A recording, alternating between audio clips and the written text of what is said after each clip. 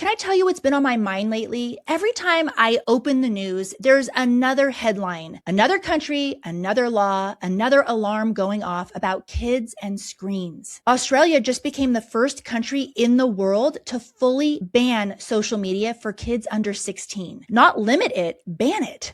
And France, Denmark, and Spain are all racing to follow. Right here in the US, Virginia is now legally capping kids to 1 hour a day. And Congress is debating cutting younger kids off entirely. See, to me as a freedom-loving American, this just seems so strange because this seems like a parenting thing, doesn't it? Not something that governments need to step in on. I don't know. Let me know your thoughts on that. But more than that, what is so bad about screens that these alarms are going off across the world? What I've come to realize these last few weeks, I just finished teaching a 3-week unit study to my co-op to the high schoolers on digital literacy, and I've been doing some deep dives into the research. What I'm discovering is that a lot of us are quietly losing the screen time battle, and we don't know what to do about it. And as homeschoolers, just because we're home educating our kids, that doesn't automatically mean that our kids are getting less screen time. For a lot of us, honestly, it means more. After all, a lot of curriculum is now on a screen. I've been that mom. Sometimes I still am that mom. And I'd be willing to bet I'm not the only one wondering about screens. What is too much screen time actually doing to our kids' brains? And is it already happening in my home? And if you, like I am, we do use screens for school, have we already used up whatever margin we had before the day really even starts? And what's the difference between screen time that damages and screen time that doesn't? Are you a mom listening right now, and when you take the screen away, does your kid completely melt down? Which then begs the question, how do we actually reduce screen time without a full-blown war in the house? And do homeschool families have an advantage at all here? Because the rest of the world is spending millions. But do we already have an atmosphere in our home that's in our favor? Don't go anywhere because we're going to be answering those questions today. And my goal is that you have clarity on this issue. And if you need one, a plan. I am so excited about this show today.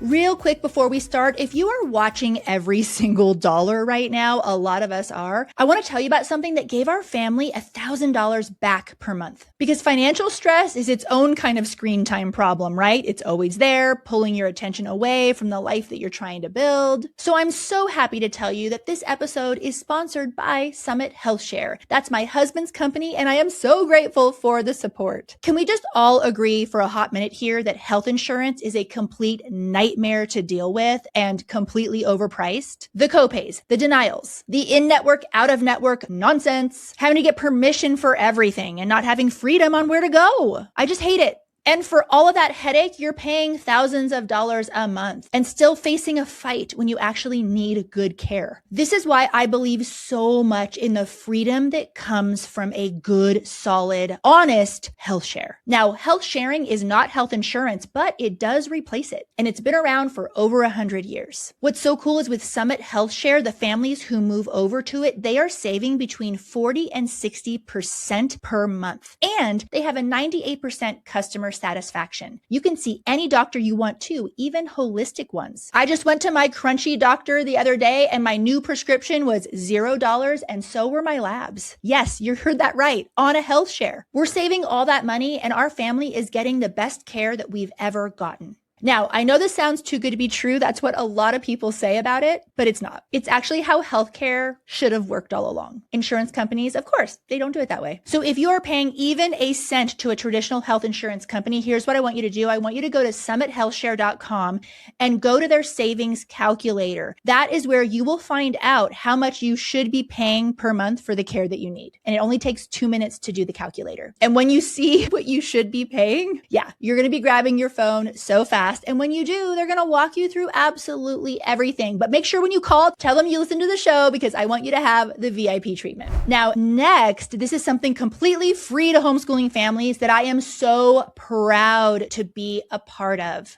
A while back, I built a directory, and what it was a directory trying to help homeschool families find doctors and service providers who wouldn't give them a hard time just because they're homeschooling. You've been in that situation where you're getting that side eye. The directory started out really small and really scrappy, and it was born out of frustration, really. I was sick of ignorant pediatricians telling moms that they shouldn't homeschool. But here's what is so cool. It has grown into something I never expected. A real, robust community, a whole economy, colleges, businesses, curriculum, doctor's offices, reading specialists, homeschool graduates who are now in business, young entrepreneurs who get a free account, by the way. You name it. They are all saying, we are in your corner. We want to work with homeschool families. It's called the Christy-Faith List, and it is completely free for homeschooling families to search. And I am so proud of it. And if you are a business owner or part of an organization that loves to work with homeschool families, please sign yourself up. We want to know who you are, and we want to find the people who support us so we can support you back. A link to the Christy-Faith List is in the show notes. Go search for somebody right now. All right. Welcome to the Christy-Faith Show. If you're new here, this is the podcast for homeschool moms who take their craft seriously. On our little corner of the internet, we come together to have conversations that sharpen the way we think about education, motherhood, and the life that we're intentionally building. I'm Christy-Faith, your host, homeschool mom of 4, education expert. My kids range from high school all the way to elementary. I wrote a book called Homeschool Rising, and I am someone who has spent over 20 years, I should add some years to that 20 years, but let's just keep it at 20 years, in education. And before we get into the show, I want you to know I have so many free resources on my website for any age and stage of your homeschool. So make sure you check out those resources, including a free training, Homeschool 101, 3 episodes with a 20-something page download just for brand new homeschool curious families. And I got stuff for you veteran mamas too, don't worry. I'll put a link to my website to get those free resources in the show notes. Today, we are untangling the mess about screens. When I was preparing for the show, I was remembering the Mommy and Me class that I took back when I had my firstborn. There was a whole week where they went over the dangers of screens. This was 14 years ago. And having only one baby, I actually was able to pull it off. I was kind of proud of myself. But then I had twins. And then 18 months later, I had another beautiful baby girl. And I'm sure you know where this is going, right? Picture it. A 5-year-old, 2 2-year-olds, and an infant. Dinner needs to happen somehow. My husband isn't home to help. I'm standing at the stove. Something's on the burner. And you can just hear that specific silence that means someone is about to cry, about to fall, or has found something they absolutely should not have. That silence in parenting is so terrifying, right? Well, I had a few scary moments. And what did I end up doing? I turned on the TV. I turned on Netflix shows. Baby Bum. I don't even remember what I would put on back then. But I did it because I had to. I had to be able to keep an eye on my kids while I was getting dinner on the table. And even while I was doing that, I felt guilty. I felt some shame. Like, no screens before the age of 3. And look what I'm doing here. What am I doing? But at the same time, I was exhausted. And sometimes you just don't have one more mess in you, one more thing to referee, one more, Mom, hold me. Sometimes we just need a few minutes where nobody needs anything from you. And a screen, if we're honest, it buys us that. And we've all been there, maybe even right now. So you could listen to me today. And actually, what's so funny is to write this show last night to finish it up, I let the kids all on Minecraft. I mean, the irony is just so poetic, right? But I got a lot done. But anyway, I digress. Maybe it's dinner. Maybe it's a phone call. Maybe it's just 5 minutes of quiet because you're running on fumes. And the screens work. And so we use them again. And then somewhere along the way, they stop being something that we reach for in like a time of an emergency just to keep our kids safe. And they start to uncomfortably become a default. And that's when the self-talk enters the chat. The questions start creeping in. Am I raising a child who can't be bored, who can't entertain herself? Is our amount okay? Or do we need to cut back? So that's what we're going to sort out today. And here's where it gets interesting for us specifically. For homeschooling families, it looks a little bit different. And I know you're wondering this too. Often our kids' curriculum is on a screen. So when they've done their schoolwork that's a little bit on a screen, and then they've watched a history documentary or they're reading on a Kindle, does that count? Is that screen time that we should be limiting? Because if it is, and I want to just be real here, some of our kids might be on screens more than their public school peers, not less. When we talk about screen time for our kids in our homeschool, we have to reckon with the fact that a lot of the curriculum today involves screen by design. And when school and home are the same place, the line between education and screen time, it gets blurry pretty fast. So that's the question we actually need answered today. Not just how to reduce screen time for our kids, but also what should we be even counting? And I'm so happy to report that what the research says about this really matters practically in our everyday life, because not all screen time is created equal, and the difference is not what most people think. So first off, I was relieved to find that the data says we've been worrying about the wrong thing. See, we're kind of obsessed with this how much problem, time, hours, minutes on the screen. And so that's what we've been trying to manage all these years. It's the clock. But the researchers who are really sounding the alarm about screens, they're not really worried about the clock so much. They're worried about the type.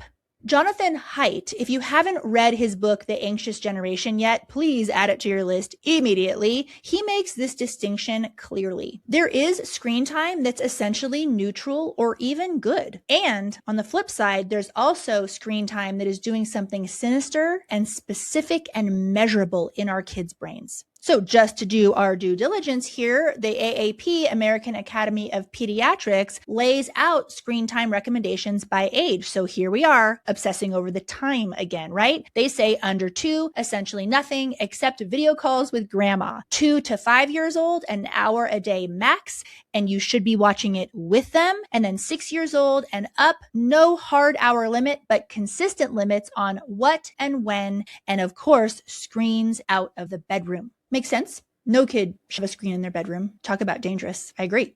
And then there's Serge Tisserand, a French child psychologist. He developed the 3-6-9-12 rule. So what that is it's no screens before 3, no internet before 9, no social media before 12. France actually built a national policy around this. Now, I know what you're thinking right now. None of our kids follow these guidelines, and maybe you're feeling terrible about yourself. I hear you. I get it. But stay with me, because this is where it gets genuinely important. And we got to look at the research, right? Every single one of these researchers concludes this one huge thing, and it's not what we typically think about. When we come back, I'm going to tell you exactly what it is and why it changes everything you think about screens. Don't fast forward, give those sponsors some love. Homeschooling 4 kids means I'm juggling roughly 24 different subjects at any given time. And a few years back, during a particularly busy season, I hit a wall. I needed some serious help with the heavy lifting of teaching everything myself and managing schedules for 4 kids. That's when I found BJU Press Homeschool, and we've loved their courses so much that we keep going back. Some families use them for everything and love it. I use them for certain subjects. Either way, total mental load relief. Here's what my mornings look like now. Let us take science, for example. My 3 girls do that one together. They fire up the lesson taught by a real teacher, well-produced, actual teaching, not just click through busy work. And I sit there with my coffee, watch them, or make breakfast, and we discuss the big ideas. Every BJU Press Homeschool course prioritizes critical thinking, a biblical worldview, and hands-on learning. I just guide the conversation and pick which activity or pages or projects we want to do, and everything's already planned out. They have an online platform included for you called the Homeschool Hub, and it keeps everyone on track, both me and my kids, without micromanaging or nagging. And when I have questions, I call my Homeworks consultant. These people don't just help you get set up, they're available for you whenever you need them. It's like having a homeschool expert on speed dial. Go to bjupresshomeschool.com or click the link in the show notes to find out more. People are always curious what curriculum I use for my own family. And honestly, it changes. We've tried a lot over the years. Some work for a season and some completely miss the mark. But there is one that's stuck. CTC Math. It's a full K-12 online math curriculum, and it's won oodles of awards for a reason. It's just that good. I use it for all 4 of my kids, and they couldn't be more different when it comes to math. Finding one curriculum that actually works for all of them, that's been nearly impossible. You know that pit in your stomach when you realize the curriculum that you just invested in isn't working again? Yeah, that was us until this one. The genius behind CTC Math is that it's adaptive. The questions adjust to each kid's level in real time, so they're always challenged but never crushed. And mama, it does the teaching and grading for us. Yes, you heard that right. That's a homeschool mom's dream. Well, especially for me when it comes to math. I would think it's too good to be true if I hadn't been using it myself.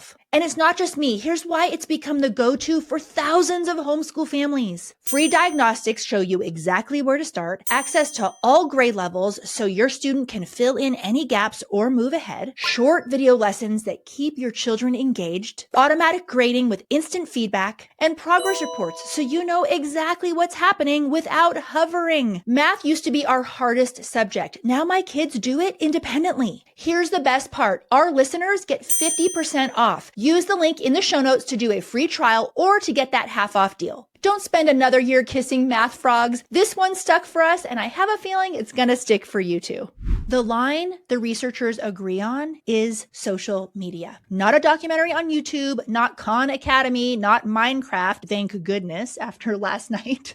Not even Netflix. The thing lighting up every alarm in the research, the thing that Australia banned, that Haidt calls the primary driver of the youth mental health crisis, is social media. Instagram, Snapchat, YouTube, and the smartphone that delivers it at 2 a.m. in a bedroom with the door closed. It breaks my heart that this is literally the experience of so many kids in our country today. They just don't have the maturity to manage a phone. And the data on girls is especially hard to hear. Rates of anxiety among teen girls increased 134% between 2010 and 2018. Depression up 106%. And the timing isn't a coincidence. That's exactly when smartphones and social media became standard issue for American teenagers. Facebook's own internal research leaked by a whistleblower, we gotta love conspiracy theories and whistleblowers, concluded that Instagram makes body image issues worse for 1 in 3 teen girls. They knew, and they kept going. Watch me get banned for this. This is why limiting screen time for teenagers, specifically their access to social media, isn't just household preference. It's what the data is screaming. And as I mentioned before, I recently taught a digital literacy unit to the high schoolers at our co-op. And on the very first week, I assigned the documentary to watch with their parents, The Social Dilemma. It's on Netflix. Eye-opening. You've probably already seen it, but if you're in a new phase in your parenting, a rewatch might be in order. But okay, so social media isn't the only thing that we need to talk about because something else is happening and it's showing up in younger kids. Have you heard the term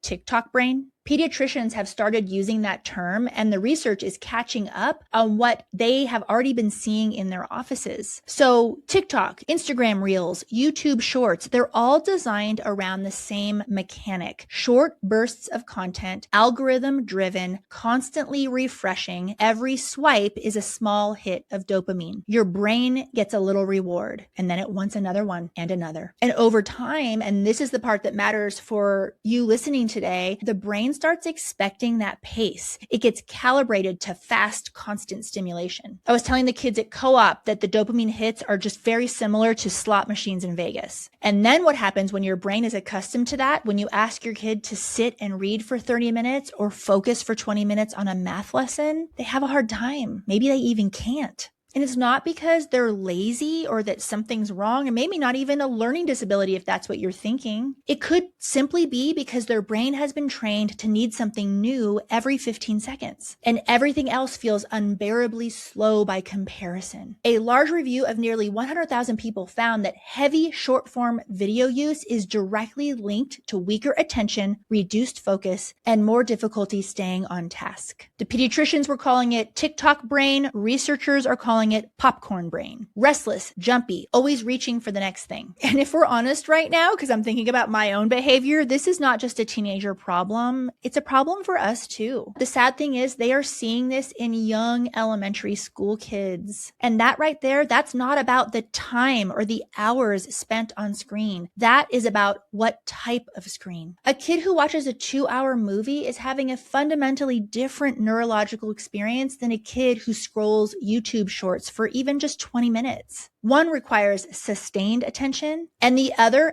actively dismantles it. Okay, so let's take a breath. I know that was a lot, and I want to sit with that for just a second before I tell you the part that genuinely stopped me in my tracks as I was putting all of this together. Because when I was reading through all of this research, the height data, the AAP guidelines, the brain studies on short form video, I kept noticing something. Buried in all the alarm, all the legislation, all the government panels trying to figure out what to do, there was a list of what researchers say kids need to be protected from the worst of this. On that list, kids need less unsupervised time alone with a smartphone. Duh. Kids need more face-to-face time interaction with real humans, not just same-age peers in a classroom, but people of different ages in different contexts having real conversations. Also on the list, kids need boredom, actual unstructured, nothing to do boredom, because that's where imagination lives. And imagination is the muscle that short form video is quietly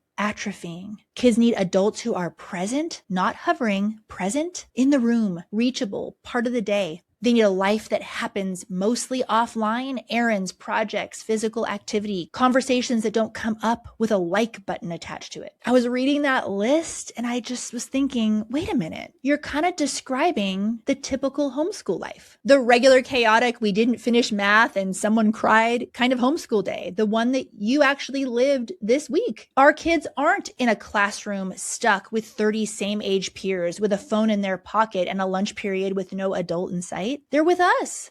They're with their families, their friends of all different ages. They're experiencing the real world because they're living it with us. And the research says that is the antidote to all of this. When someone asks me how to limit their kids' screen time, my first question in my mind is always, well, what does your day look like? Because a kid who is busy, connected, and a little bit bored in all the right ways, they don't actually need to reach for the screen as much. The screen fills a vacuum, and homeschool life, by its very nature, now not by our perfection, it creates fewer vacuums. Now, back in the day, because I started homeschooling a long time ago, the issue with screens wasn't my primary reason for homeschooling. Now, interestingly, I hear a lot of moms that is one of their top reasons for homeschooling now. But back then, I wasn't worried about the dopamine hits or thinking about the 3, 6, 9, 12 rule. I was just trying to educate my kids, give them a beautiful childhood, a fantastic education, and keep everybody alive. But it turns out the lifestyle that I was building for completely different reasons was quietly doing something that I didn't even have language for yet. And maybe that's true for you too. Or maybe you are homeschooling. Screens are one of the primary reasons. Let me know in the comments if that's you. We're seeing a lot more of that with the issue of Chromebooks in the schools. Okay, I have something huge for you coming up. You're not going to want to miss it. But before that, I want to come back to Virginia for a second. I mentioned earlier that Virginia passed a law capping kids to 1 hour of social media a day. And when I dug into how they're actually enforcing that, I had to read it twice. I was like, oh, well, what?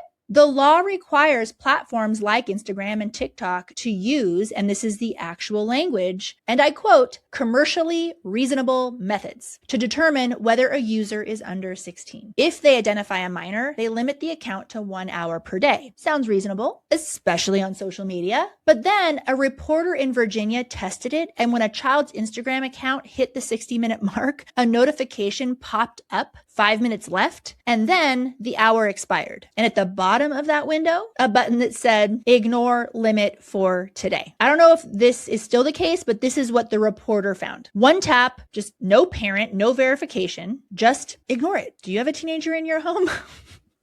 What do you think is going to happen? Yes, you heard that right. Now, I'm not mocking legislators. They're genuinely trying. I do think they're at a place with this, but I want you to feel the full weight of what that means. The most powerful government in the world, with all its urgency about this massive crisis that is very real, produced a law whose enforcement depends on Meta choosing not to put an ignore button on the screen. And Meta put an ignore button on the screen. In your home, with your kids, today, you have something that no law can manufacture. You're actually there. You know what your kids are on. You control the devices. You set the norms. You are not waiting for an algorithm to decide whether your child deserves 5 more minutes. See, homeschoolers already have the answer to the screen time problem that the rest of the world is spending millions trying to legislate into existence. Because the structure of our lives as homeschoolers, because we are present, it puts the levers in our hands.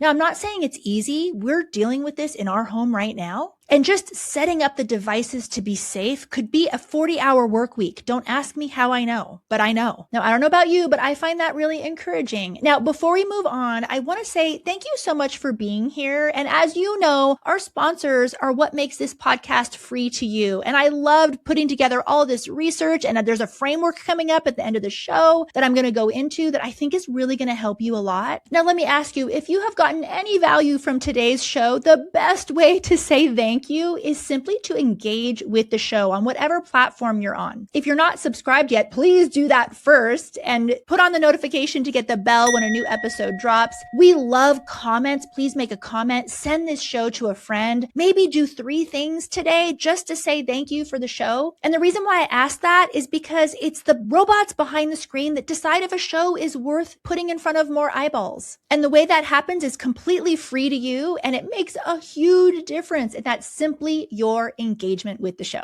Plus, we love reading your comments. So maybe you were doing that right as I was talking. A lot of you tell me that you do that already. You know when this part of the show comes up and you just do your little thing. Anyway, I appreciate it so much. Thank you in advance. Plus, I love seeing you guys show up for each other in the comments. It's just really cool to watch. Before we get to the practical part of today, I want to tell you something that I wish someone had told me. And that is, when you pull back on screens, the first few days are going to be rough. And not everyone's a little grumpy rough. Oh no. I'm talking about what I call the ugly detox. Your kids will be bored, restless, agitated. They'll feel like nothing satisfies them. And it's going to make you want to just hand the phone back just to make it stop. And that feeling, that crawl out of your skin boredom feeling, it has a name: withdrawal. When screens get reduced, dopamine levels drop, and the brain does what brains do when they've relied on something for so long and it suddenly disappears. It complains. Well, it claws. I think complains minimizes it.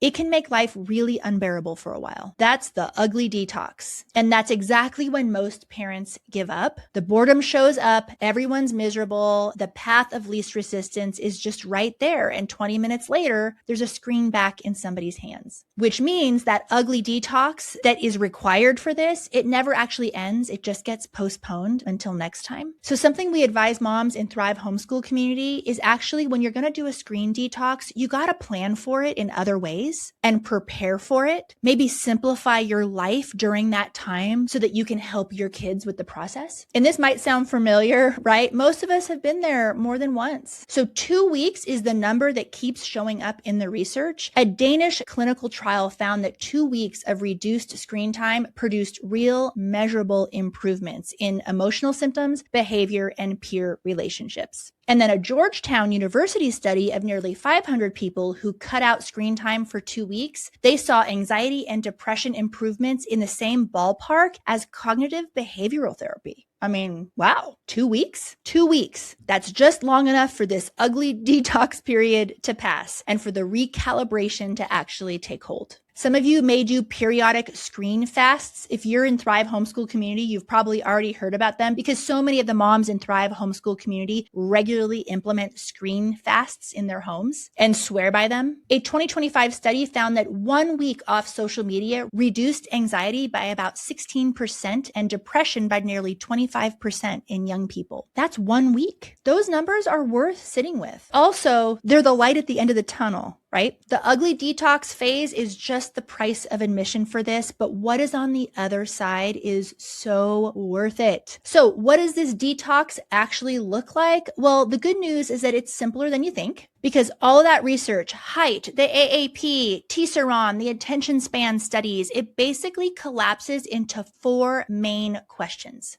When we come back, I'll give you those 4 questions they want families to ask themselves regarding screen time for your kids. And they are so good and so helpful, and they simplify this thing. We'll get into that right after the break. I've got some news. There's a new reading curriculum that ditches workbooks and drills for fun and games. If you're thinking fun and games sounds a little too good to be true, it's not. 98% of children improved their reading test scores in just 6 weeks with the Reading Skill Set by Love Every. It's It's a phonics-based program that follows the science of reading, but makes learning to read fun, motivating, and confidence boosting because it happens by playing games and then practicing with just right skill level books. Kids love it and parent educators love it. And it works. Visit loveevery.com/Christy-Faith today and use code Christy10 to get 10% off your purchase of the reading skill set by Love Every. That's lovevery.com/Christy-Faith.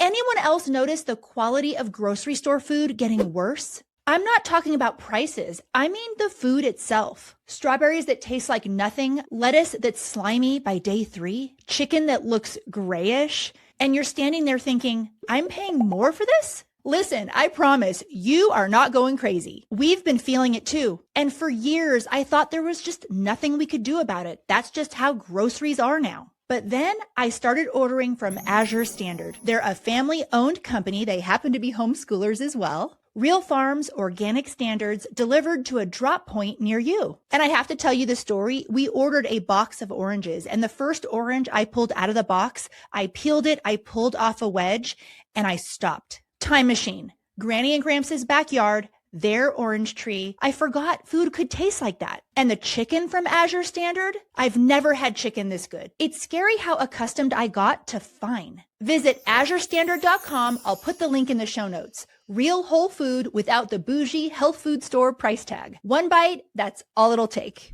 All right, so let's get into those 4 questions. Question 1 is, where is the screen? Because screens should be in shared spaces only. The living room, the kitchen, wherever the family gathers, not bedrooms and not behind closed doors. The research is remarkably consistent on this. Screens in private spaces are where the hardest habits form and where parental oversight disappears. It's scary. Question 2 is, what kind? Is this a movie? Is this a documentary? Is this a long form show that they're actually following? That's neurologically different than short form scrolling, like Reels, Shorts, and TikTok style content. It's that scroll mechanic that is what is rewiring attention. Long form content requires sustained focus, and that does something different, right? So these can be on the same exact device, but have a completely different effect. So it's worth knowing which one you're actually dealing with. And I think that's particularly helpful for homeschool families. Okay, so question 3 is, when? Is this purposeful or is this default? So there's a difference between we're watching a movie tonight and the screen comes on because I'm not sure what else to do right now. And both of those happen. It's important that screen time is a choice and not a reflex. So watch out about that. That actually hit me hard personally. I caught myself just reaching for my phone the other day and I was like, whoa, that's scary. And the 4th question is, what fills the space? So this is the one that people usually skip. So screens can come out of the equation, but if nothing fills the gap, everyone's miserable and the screens come right back. And research says that the fill is not necessarily another activity. The best fill is boredom, actual unstructured, nothing happening boredom. And then waiting, because kids who have nothing to do long enough will eventually invent something every time. The waiting though, that is the hard part. But the waiting is also the point. So the framework, where, what kind, when, and what fills the space. Start wherever it makes sense for your family right now and fill it with a lot of grace. This isn't easy. If this episode got you thinking, not just about screens, but about your homeschool in general, about whether the life that you're building is actually the one that you intended, I have something for you. It's my free homeschool wellness check, and I thought it was a pretty good companion to this episode. It's for the mom who takes her craft seriously, the one who wants to look at her homeschool honestly and make sure it's in good shape. If that's you and you could benefit from that resource, it's waiting for you in the show notes. All right, so we've gone deep today. I threw a lot of research at you guys, and I want to end with something that's been sitting with me since I started putting all of this together. You came into this conversation today maybe because screen time is hard, or maybe you just wanted to know if you're doing okay with it. I honestly needed to get up to date myself on all of this, so I'm thankful. Maybe screen battles are harder than you expected when you started homeschooling. After all, you're home all day and screens are right there, and some days survival wins. I get that. Most of us have been there, and there's seasons, but I want to encourage you and me too Because while Australia is passing bans and Virginia is capping kids to 1 hour and Congress is debating what age is too young, we, as homeschooling parents who are present with our children, we get to make a decision in our own home. We don't have to depend on other people to enforce it on us. Plus, I just hate it when the government tries to do parenting for us. It's not their place. But this is just one more area where homeschool families get to give their kids something that the rest of the world is fighting uphill to create. And that is such a gift, and you get to give it. Now, before I let you go, if this episode stirred something in you, if you're sitting there thinking, I need more of this, I just want to say, I see you, the late night searches, the conflicting advice, the loving your kids so much and still wondering if you're doing enough or doing it right. That weight is real. If you're tired of all that guesswork and crossed fingers with your kids' education, that is a pretty serious thing. Thrive Homeschool Community is something I built because I know that very feeling. Now, it's not for everybody and it's not open all of the time, but it is for the mom who is genuinely ready to learn how to homeschool well and with real support and expert training around her. Now, we don't just leave the doors open. We bring moms in together, kind of think like we have freshman classes so that you are entering Thrive with other mamas. But if that does sound like exactly what you've been looking for, please click the link in the show notes and get on the wait list if Thrive isn't currently open, because that is the only way to guarantee your spot. And I just want to encourage you today that you do not have to keep figuring out this homeschooling yourself. I'm so glad that you're listening to this show. All right, that's all for today. Links for everything I mentioned are in the show notes. Now go love those beautiful kids of yours, and I will see you next week.